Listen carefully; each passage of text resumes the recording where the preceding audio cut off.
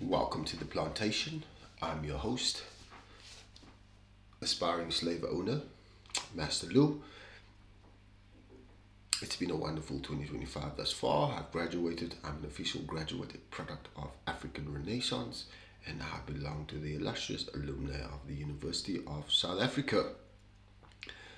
If you are traveling this festive season, I do encourage you that you arrive safely at your destination, whether that be interprovincial travel or whether that be regional travel within the Western Cape. I do recommend that you arrive safely at your destination and that you also come back to the Cape Colony in one piece. Nonetheless, let's have a look. This forms part of a unique series of industries that are run by colonial empires. Mining, which is one of them, major contributor to our gross domestic product. We also need to understand the influence of mining, where it all began, and how it has exerted its influence on South Africa, specifically socio-economic, government policy, legislation, capturing of industries, labor exploitation. The list is endless, but we do understand one thing is for sure. Multinational corporations, transnational corporations have a huge influence in South Africa.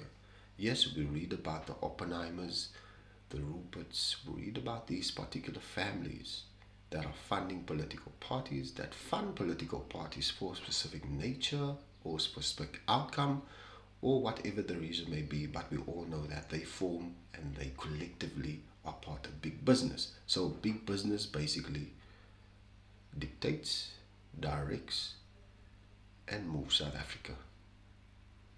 And that just tells you the reason why these multinationals are so huge, so profitable, and so wealthy because of the influence that they exert on modern day politics, modern day economic policy, modern day social development, as well as modern day strategy. So now we're going to look at the mining sector. As a whole, the mining sector contributes a massive amount of its revenue towards taxes. Yes, mining contributes an exorbitant amount of taxes to our fiscus, but we also need to understand this goes beyond the means of just contributing taxes alone. We can also understand that a large portion of these empires and mining companies, multinationals and transnationals, they do stem from colonial histories, dark histories that we don't talk about. These are multi-billion rand companies making huge amount of profits, and yet we are still poor in this country. Yet we don't own the minerals in the ground, and yet that very same minerals that these multinationals are extracting, they then leave South Africa and leave us to pick up the pieces, leave us to deal with land that is uninhabited, leave us to deal with land that is not rehabilitated, leave us with years of miners suffering from silicosis, leave us to tend and deal with mine workers that have not been rehabilitated from working underground due to those conditions. They suffer long-term health problems because of working extensively underground. These are some of the issues that we as South Africans face on a day-to-day. And this, we need to understand the influence of mining.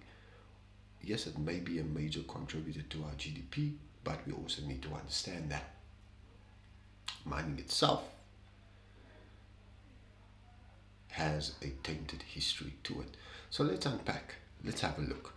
So acquiring a mining license is very critical. There's a particular phase that needs to be approached when acquiring a mining license. First thing, you apply for the mining permit online. That is through the South African Mineral Resources Administration System, which is known as SAMRAD, SAMRAD. You then pay the prescribed non-refundable fee. You then apply for environmental authorization. At the same time, this is also a requirement by legislation, which forms part of the Mineral and Petroleum Resources Development Act, which is MPRDA. Should the system accept your application and you have met the basic requirements, the regional manager will notify you. Second part of the application for the mining license, you consult with the landowner, land occupier of the land, and any other interested and affected parties. You then submit a written outcome of these consultations to the regional manager within 30 days of being notified. Submit the requirement documentation and also submit the environmental management plan or program. The specific requirements are detailed as laid out in the National Environmental Management Act, known as NEMA, N-E-M-A. The last part of the application for the mining license, this goes to the minister. The minister will then issue the mining license, and if all requirements have been met, inclusive of the approval of the environmental plan and the social and labor plan, of course. Now we understand the process that it entails when acquiring a mining license. From start to finish. In South Africa, we have multinationals, corporations, and transnational corporations operating in various sectors, not only mining, but across the country. We may refer to it as times we call these multinationals, MNCs or TNCs, as big business. Yes, a term that is used in the diaspora and also political consciousness space. WMC, white monopoly capital. I call this minority capital because these are made up of a few elite individuals that control a vast majority of the resources in South Africa. So let's call them minority capital. Just another term that you can coin as well to the rest of the slave community.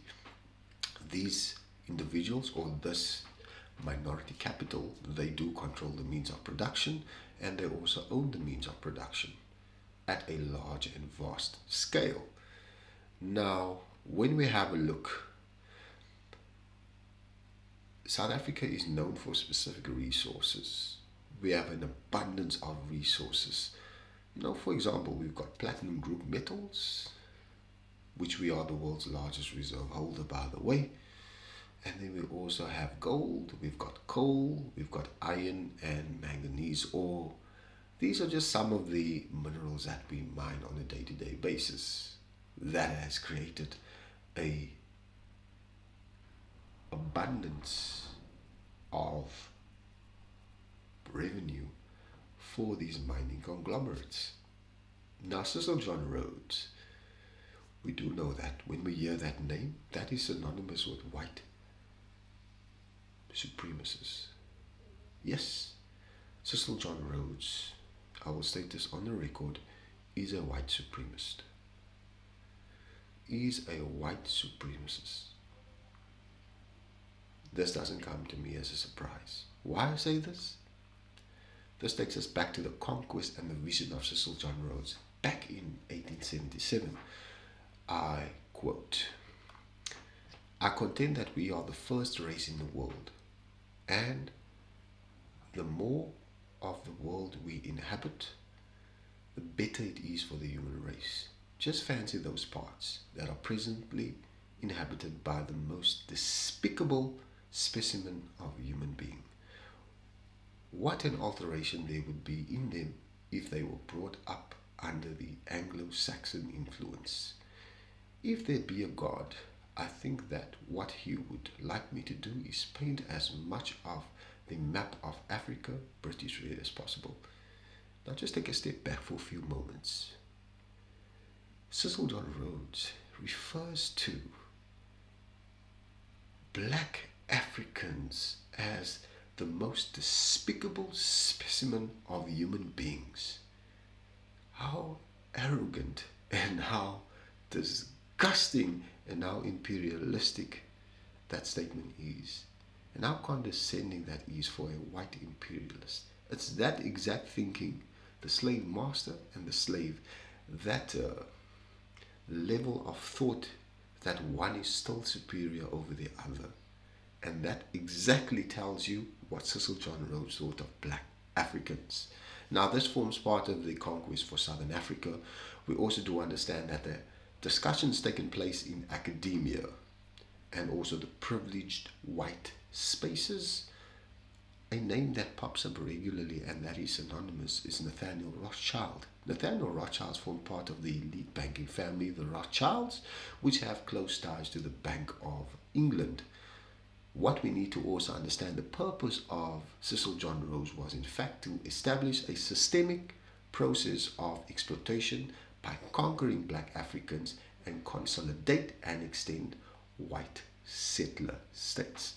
Now we get that. Black Africans were deliberately kept in a state of underdevelopment by force, and then continuous rampant inequality, while the wealth and the labor was extracted from the land, and these proceeds through wealth and labor that was extracted from the land, these proceeds then flowed back into the deep pockets of the financiers, which one of them were the Rothschilds Bank, and also this flowed directly to the company shareholders that were chilling in London. Though remember, the Rothschilds Bank itself is a recipient of these proceeds. They were just not an ordinary, normal recipient. They were in fact one of the main recipients of these proceeds. Now Rhodes, 1871, he joined his brother in South Africa at the age of 17 and then entered the diamond trade in Kimberley. Now, with the discovery of diamonds in Kimberley during that specific period, what happened then? The diamond rush took place. What that means is that because of that unique discovery, there was a rush of people wanting to get their hands on that trade because we've discovered a unique mineral resource in the ground, so therefore we need to capitalize on it and exploit it for its monetary worth.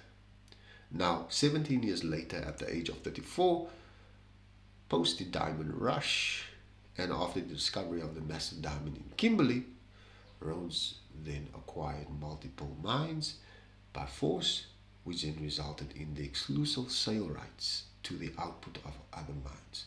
So, for example, your sister John Rhodes, you purchase mines that are producing these diamond outputs. Then, in the same conquest by force, because you want to take control of the territory and control the supply, you then acquire the sale rights of the other mines that are also producing output of diamonds.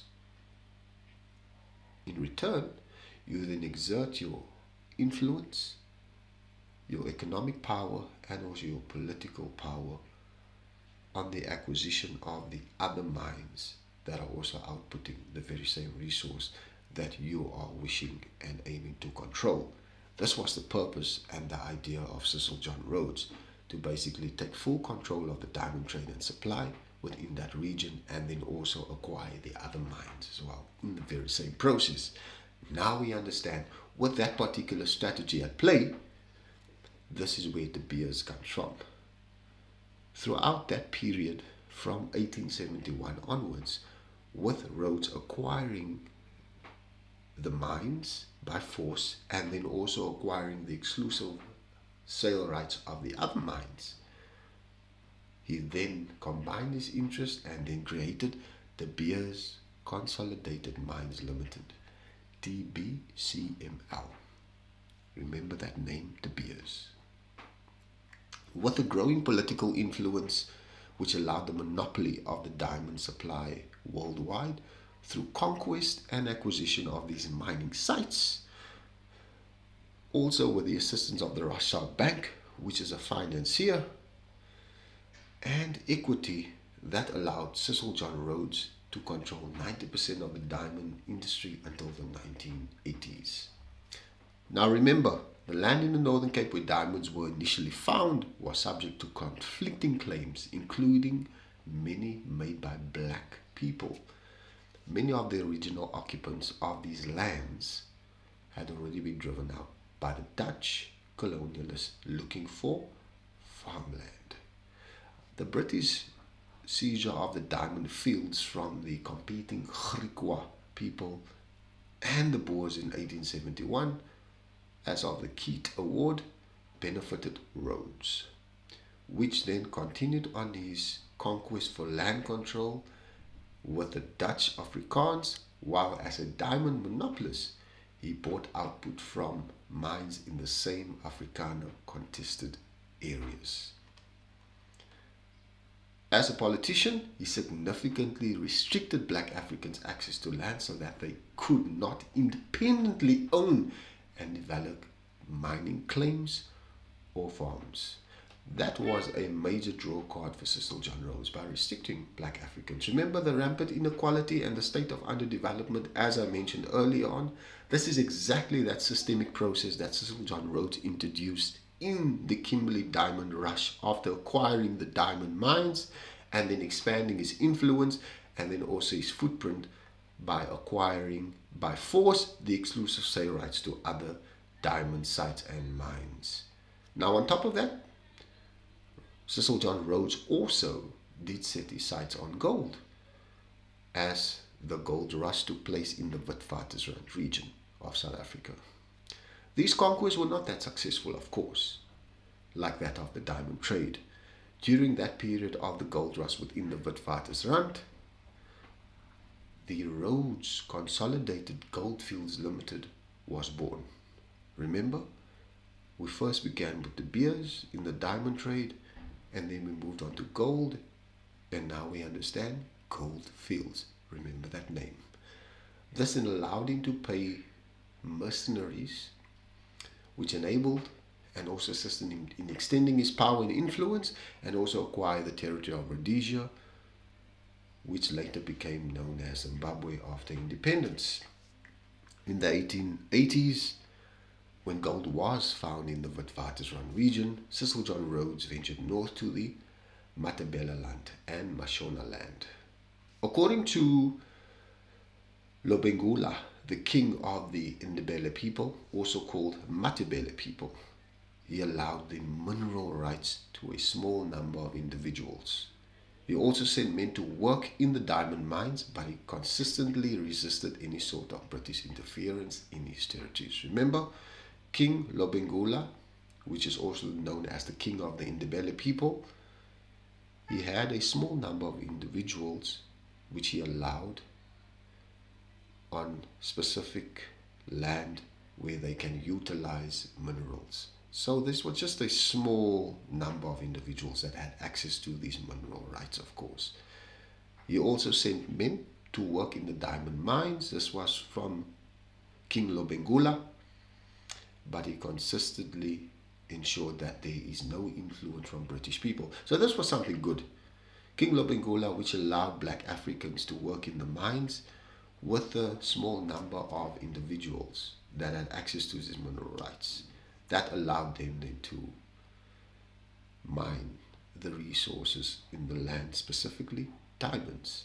Now, what Rhodes then did next was he convinced the UK government, or should I say the reluctant UK government, that if they do not act quickly, they would lose the opportunity to control the Matabeleland, either to the following the Dutch, the Germans, the French, or the Portuguese in the scramble of Africa. Yes, the scramble of Africa. The British South Africa Company, BSAC, was then established, and this was modeled on the very same Dutch East India Company, an armed commercial and political body which was intended for exploitation of resources and the extension of its political power. Cecil John Rhodes had other plans, of course. He wanted complete control over the territory and an end to King Lobengula's power and influence in that region. He then sent a pioneer of about 200 miners and 400 armed troopers to protect them in the Mashonaland and hope to provoke King Lobengula into either attacking or capitulating. In September 1890, the BSAC invaded and occupied Mashonaland without a fight. King Lobengula in a desperate attempt to save his people from massacre, conceded Mashonaland. The goldfields of Mashonaland had long ago been mined out, and the pioneers and troopers were granted farmland instead against the terms of the Rood Concession, RUDD. Now, with his sights set on the Matabele land, he then accused the Ndebele of terrorizing the neighboring Shona people. How convenient. Cecil John Rhodes then gained permission from the British government to engage in a defensive action. The mercenaries from Cecil John Rhodes, what they then did. The Battle of the Shangani River in 1893, that then allowed 1,500 Matabele warriors to be slaughtered, while only 4 British troops died. King Lobengula burned down his capital and was forced to flee. Mashonaland and also Matabele land soon became too known as Southern Rhodesia. Now we understand the acquisition of Cecil John Rhodes in the Ndebele land, the Battle of the Shangani River 1893, that led to the result of 1,500 Matabele warriors being slaughtered and only 4 British troopers dying. Yes, in that same expansion, Nathaniel Rothschild, which is synonymous with the Rothschild's Bank, was basically financing this entire escapade. 1890, Cecil John Rhodes then becomes the Minister of the Cape Colony. The Cape Colony itself had a 40-year non-racial franchise. How convenient. This is stated in the facts. We often state that Afrikaners were the custodians of apartheid, but in fact, the mechanisms for apartheid were put in place by Cecil John Rhodes through colonialism. So remember, mining companies required a steady supply of labor at all costs. So part of this include the following. In order for mining companies to thrive under Cecil John Rhodes' acquisition, remember, Cecil John Rhodes started the initial part where it was De Beers consolidated mines with the diamond rush in Kimberley in 1871, and then also fast forward, Rhodes Consolidated Goldfields Limited was also established. That was back in the 1880s, so approximately 9 years later. Then in addition to that, the British South African Company BSAC was then also established in that very same period during the gold rush, and this was modeled on the Dutch East India Company, DEIC. Now, fast forward, the conflict took place on the Ndebele land, and then yes, the overthrowing of the King Lobengula, which resulted in 1,500 Matabele warriors dying, and then only 4 British soldiers dying as part of the Battle of the Shangani River in 1893. Then we move forward, 1890, Cecil John Rhodes becomes the Prime Minister of the Cape Colony. Now we need to understand here what's happening. Those laws that were actually made, or should I say, that were put forward for black Africans during this period, required the following. The mining companies required a steady supply of labor, and that means limitation of blacks to access wealth and political power. And this was done through segregation. Remember, in our conversation, I stated that we blame the Afrikaners for the custodians of apartheid, but in fact, apartheid was just a 2.0 version of colonialism. These mining companies that required a steady supply of labor, with the laws that came forward, these 2 laws were very useful. Cheap labor and a high number of supply. For example, the labor will be cheap that they're going to use in the mines, but the supply thereof of those laborers will be a high number. The Glenn Gray Act severely restricted Africans to access land ownership. So they could not start up farms, nor could black Africans have mines of their own. On top of that, a 10-shilling tax was imposed on them had they been engaged in a bona fide wage labor for 3 months in a year. Linked to this bona fide wage labor for 3 months in a year was a hut tax introduced in the Mashonaland in 1894. This was obviously directly payable to the BSAC. Third legislation that was brought forward was whereby restricting where Africans could live. The aim of this was not to have Africans put together with whites as a mixed group society, but instead, Cecil John Rhodes ensured whites remained exclusively separate from everyone else. Part of these laws that were introduced that enabled the 1913 Natives Land Act, which restricted black Africans to less than 10% ownership of land in Southern Africa. This was a precursor, of course, to apartheid, and in that process, the creation of the Bantustans began. The laws then raised the property requirements for the franchise and required that each voter should be able to write their name, address, and occupation. How on earth do you expect these people to write their name, address, and occupation when you are keeping them separate from the rest of the people in the country through segregation? Secondly, they're not allowed to read, write. So therefore, a large portion of these black voters could not read and write. And automatically, that will disenfranchise a majority of all black voters. Now we understand a little bit more of how the Cape Colony itself functioned on the premise of keeping people separate. The whites will remain within certain particular regions within the Western Cape, or the so-called Western Cape or Cape Colony back then, and the rest of the African population will then be separate from where these whites are. Now, during this period of existence, remember, there were troublemakers, and also during these so-called troublemakers that were discovered, they were then isolated from other mine workers living elsewhere. What we also need to understand, businesses could not be set up by these migrant workers because as part of the initial infrastructure that existed around the mine, cafes or shops, they were not kept in the state of slavery, whereas the slave owner must support the enslaved workers and keep them alive during periods of economic depression. Essentially, they were just simply laid off. How convenient.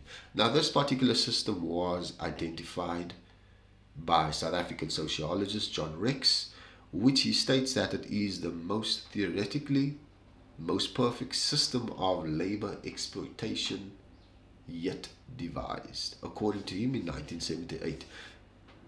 Post the 120 years of the Cecil John Rhodes legislation, thousands of African men and women and children have subsidized the wealth of the shareholders of De Beers Anglo-American Goldfields, which is now Sibanye Gold or Sibanye Stillwater currently, and numerous other mining companies through their labor, both low and unwaged. The mining companies that operate and control South Africa's mining sector were born from this unique dark past. So let's have a look at some of these mining companies. De Beers Consolidated Mines, founded by the notorious imperialist and white supremacist Cecil John Rhodes in 1888, De Beers consolidated the diamond mining industry into a near monopoly. The company was funded by Baron Nathaniel Mayer Rothschild. Now we understand the evolution of De Beers. Anglo-American Corporation, co-founded in 1917 by Ernest Oppenheimer. With the help of the British and American capital, Anglo-American grew to become the leading player in South African mining. Oppenheimer later gained control of De Beers in the 1920s, solidifying the family and the company's dominance in the diamond trade. Consolidated Gold Fields, which was also founded by Cecil John Rhodes. This company became one of the giants in gold mining and eventually evolved into the modern day Gold Fields Limited. Wow. General Mining and Finance Corporation, founded by George and Leopold Albu. Leopold, the Belgian king. The Belgian king. This entity became Gencor, which was another significant force in the industry. Johannesburg Consolidated Investment Company, known as Johnny's. This was formed by Barney Bonato. This company later became JCI Limited.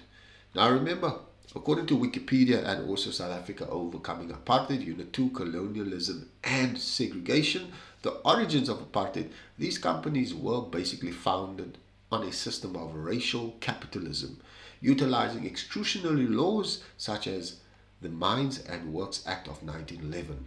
Remember the Natives Land Act of 1913? These companies were founded on the Mines and Works Act of 1911, 2 years before the Native Lands Act of 1913, and the migrant labor system to ensure a steady supply of cheap black labor. The profits that were generated throughout this period played a key role in developing South Africa's infrastructure, such as railways, ports, and also provided substantial capital that supported the wider colonial and later apartheid economy.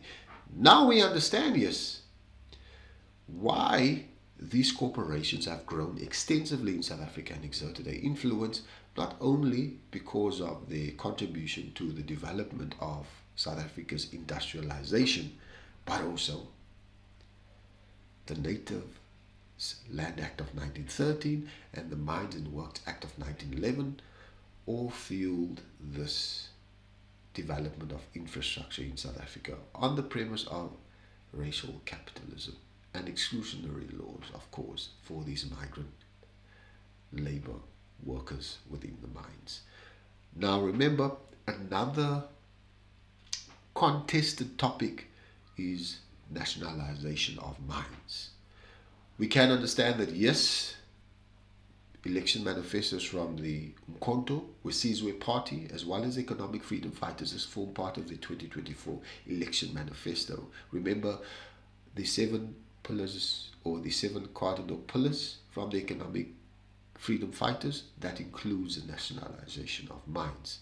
The South African government, of course, has focused on reforms in 2025, such as the issuing of the Draft Mineral Resources Development Bill, which is currently up for public comment, it was up for public comment, and then they also launched the Critical Minerals and Metals Strategy 2025. I mean, part of these initiatives do aim at streamlining regulations, formalizing small-scale mining, and attracting investment by reducing red tape.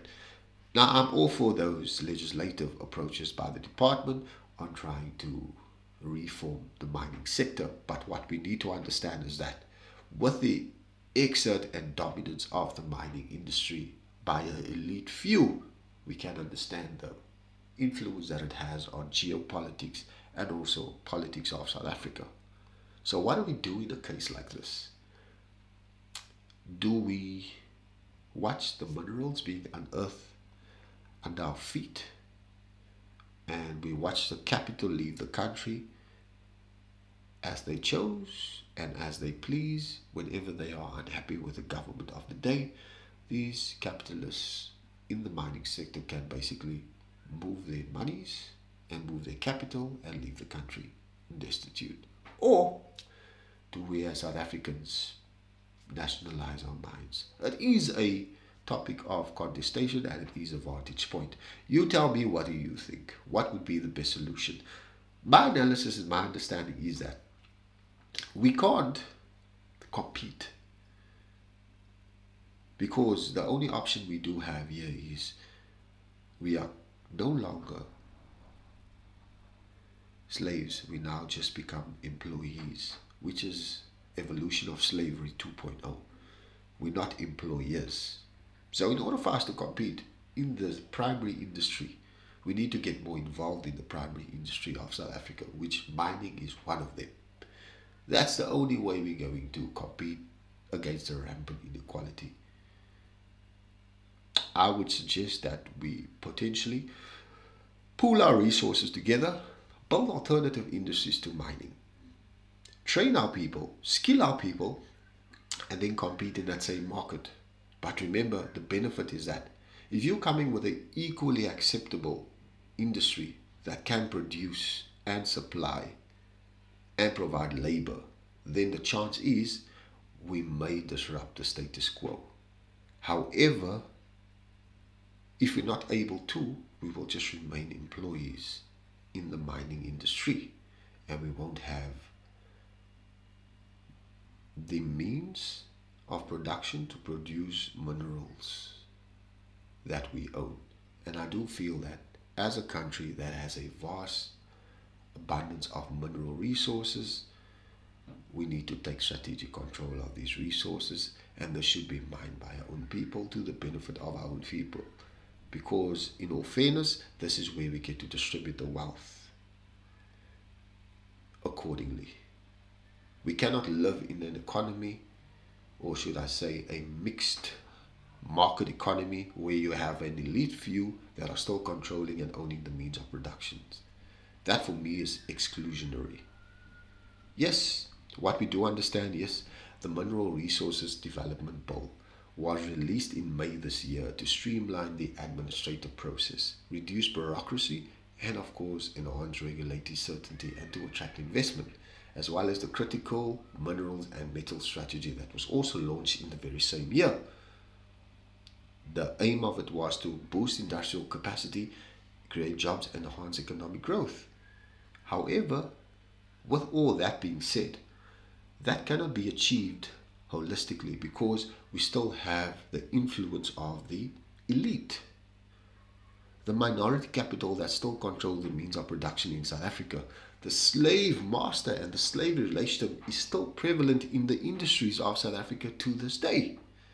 So in order for us to compete and disrupt the status quo, we need to get more involved in the primary sector of the South African economy.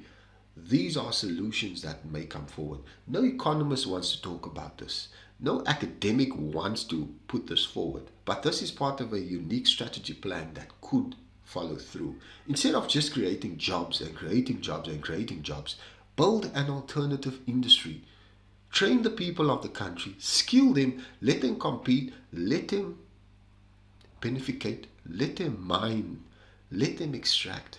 And then once we are able to build an alternative industry that can compete in that very same primary industry, we have a better chance of disrupting the status quo. Otherwise, we will end up remaining employees and not employers. In response to the above, what I want to say is that yes, engagement is needed regarding the nationalization of mines in South Africa. Like I mentioned, the nationalization of mines should also form part of the national dialogue. The influence of big business still dictates and still controls South Africa's interest. In our daily lives, we get to witness gatekeepers working for these companies, corporations. What they do is they act as blockers, either due to strategic interest because of the people they represent, or they perpetuate division through this so-called illusion of inclusion. My call to South Africans is the following: get yourself involved in the primary industry of the economies of South Africa. Get yourself involved in the primary industries of the economy of South Africa. The only way that we can topple this rampant inequality and also exclusionary part is whereby we build alternative industries, but we do that in the primary sector. It is achievable. We need the right people on board and the right minds and the right resource and the right capital and the right skills. And we can take this country forward on a unanimous scale. that will not only benefit generations currently, but this can benefit generations to come. Remember this. We are in South Africa. The hand that pays is the hand that rules. The slave that is the easiest gets whipped the most. Thank you for listening. Thank you for watching my content. And thank you for visiting the plantation.